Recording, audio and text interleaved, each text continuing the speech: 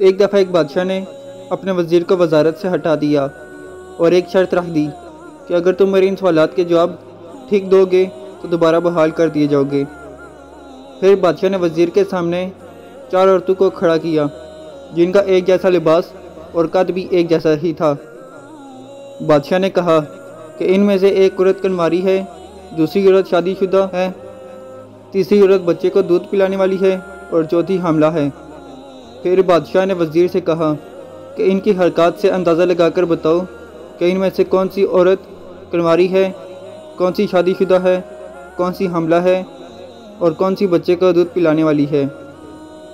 وزیر نے 4 عورتوں کی حرکات کا غور سے معائنہ کیا اور ان سے گفتگو بھی کی۔ پھر وزیر نے 4 عورتوں کو الگ الگ کر کے بادشاہ کو ٹھیک ٹھیک بتا دیا کہ کون سی عورت کیا ہے۔ بادشاہ حیران ہوا اور وزیر سے پوچھا کہ تجھے کیسے پتہ چلا؟ وزیر نے کہا کہ میں نے کچھ اندازے لگائے اور خوش قسمتی سے وہ درست ثابت ہو گئے۔ ایک عورت بار بار اپنے پیٹ پر کپڑا ٹھیک کر رہی تھی تو میں سمجھ گیا کہ یہ حاملہ ہے۔ دوسری عورت بار بار اپنے سینے پر ہاتھ رکھ رہی تھی جیسے درد ہو رہا ہو۔ میں نے اندازہ لگا لیا کہ یہ اپنے بچے کو دودھ پلانے والی ہے۔